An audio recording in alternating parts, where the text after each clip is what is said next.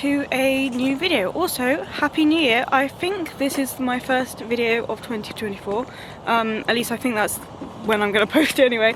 As you can see, I'm if I go, it's too bright up there, but I am currently walking along the estuary because I'm going to a bird hide this morning with my camera and the rest of my gear.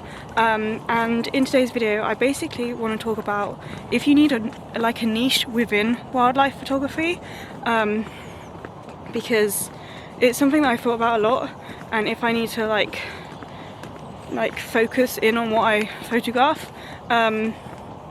And yeah, that's what I'm going to talk about today. But for now, I'm just enjoying the sunshine. It is also very, very cold this morning. I'm going to be visiting the bird hide, and then I'm going to continue filming tomorrow as well, because I'm going to go and explore the other side of the estuary, which is like another nature reserve in itself. So I'm going to go down there tomorrow. It's a bit bright here. But yeah, I hope you enjoyed today's video, and I will catch up with you guys in a little bit when we're in the bird hide to take some photos. Oh my god, it's so bright.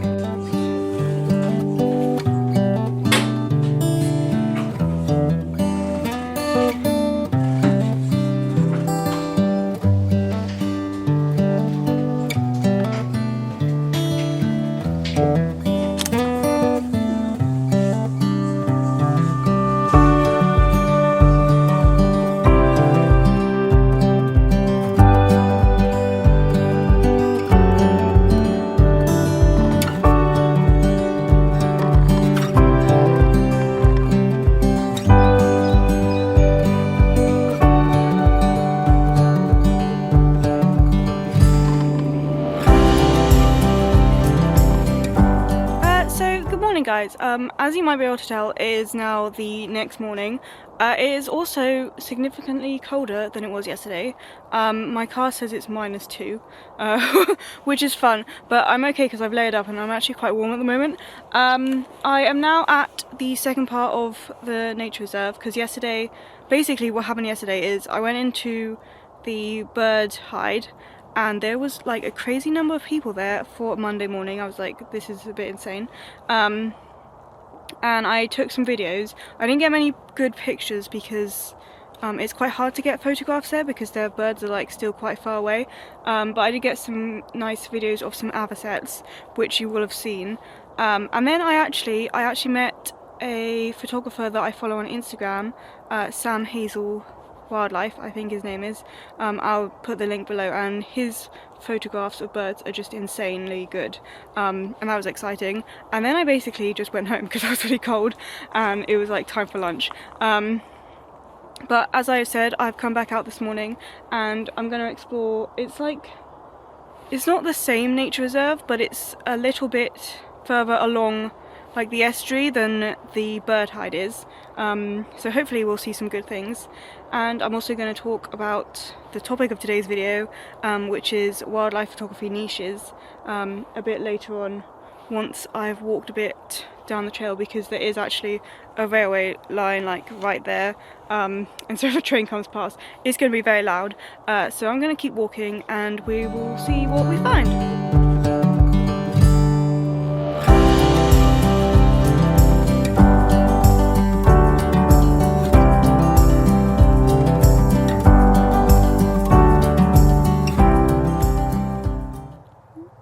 Okay guys, so what do I actually mean when I say wildlife photography niche? Because obviously wildlife photography is in itself a niche of photography.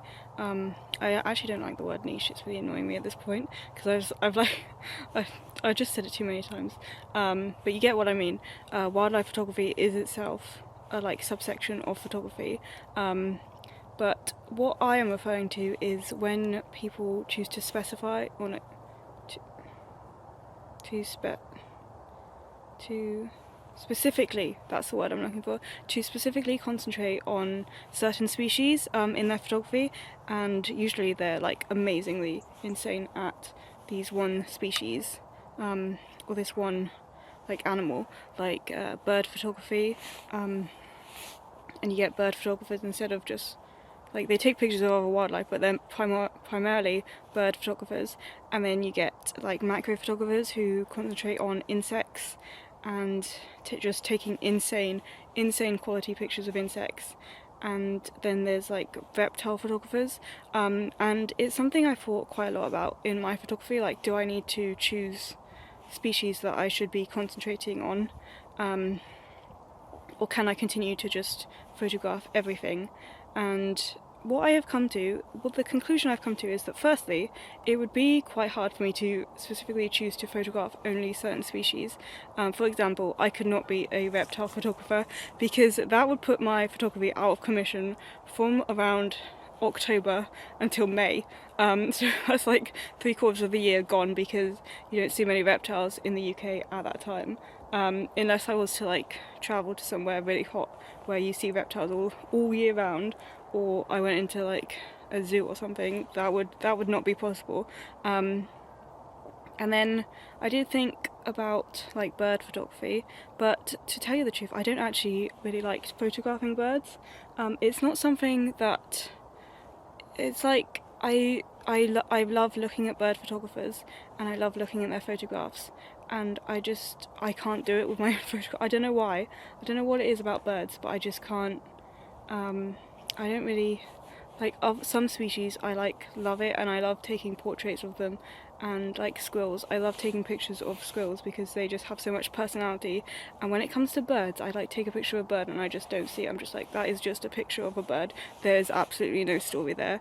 So that's what I mean when I say to specify or niche down within wildlife photography. And yeah, I'll keep this conversation, I'll keep talking to you about this in a minute, but I'm going to walk a little bit further because I've just taken like an insane number of pictures of some geese in a field, but I've been there like half an hour and I've got like not even all the way down this track, which is the first part of the path I'm following. So I'm going to keep walking and I will continue this in a little while once I've gone a bit further down this nature.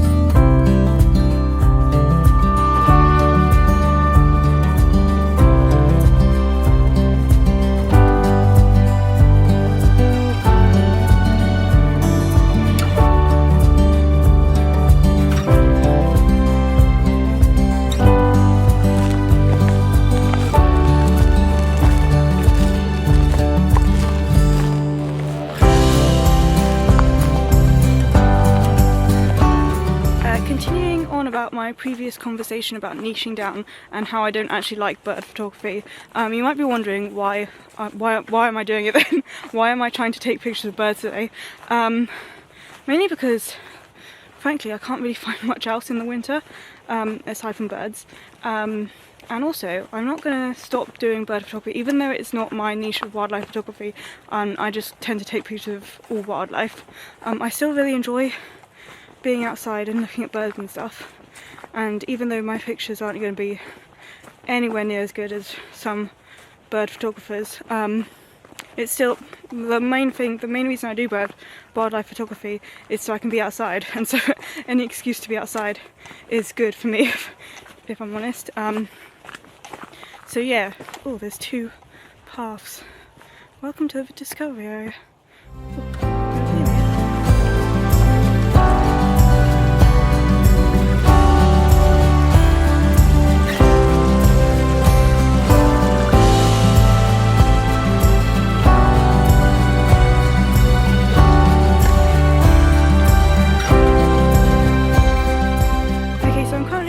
Across a field because I came to the end of the footpath and there was like a style crossing into this field, and it's like footpath this way, except there doesn't seem to be a clear footpath in this field, so and I can't see the exit because it's so sunny, so I'm just going this way and hoping for the best. There's nothing in the field, so that's good, but yeah, there's like no signage as to which part of the field you should walk across. So I'm just going to go straight through the middle of it, hopefully there's an exit.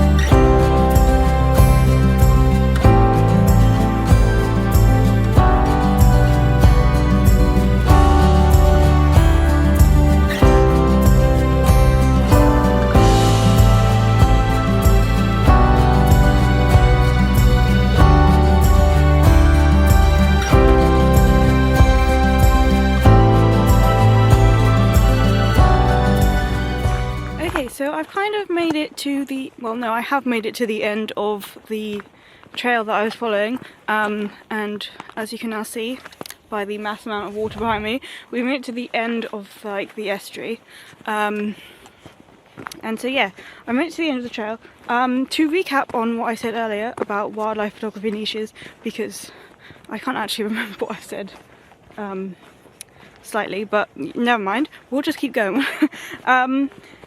Do you need a wildlife photography niche to be a successful wildlife photographer? I don't think so, and I think that it can be really useful if you focus your attention on like a few. If you want to take pictures of birds, go do that, and I think you can end up going really well in that. But I think I like taking pictures of everything, and I'm not going to stop taking pictures of everything. There are a few species that I'm like, yeah, these are the ones that I love to photograph, and these photographs turn out well. And like maybe if I lived in a hot country, I'd focus all my time on reptile photography, but obviously I don't, so we're going to have to wait till summer for more reptile photographs. But in terms of if you need it to succeed in wildlife photography, you definitely do not need to do that. And you can take as many pictures as you like of whatever you like, really. But I do think that there is something... Oh, there's a train. Can you see it behind me? Oh yeah, you can. I do think that there is something to be learnt from wildlife photography niches and focusing all your attention on certain species, and that is that it can be really, really beneficial, and you can end up with really good shots if you spend a lot of time with certain species. And I think that I certainly, if I'm gonna go out and photograph a species, oh, there's another train.